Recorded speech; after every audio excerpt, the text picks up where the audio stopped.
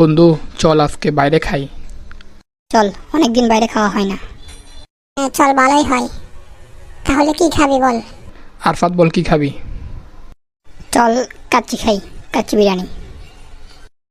রাকিব তুই কি বলস? এই হালা আছে শুধু কাচ্চি, কাচ্চি ছাড়া আর কিছু না।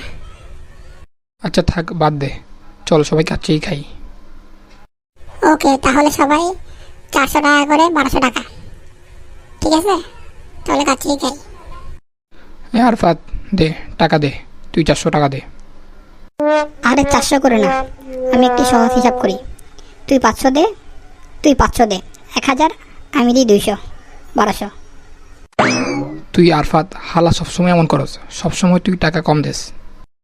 এতে এমনই, এতে হারা জীবন এমন।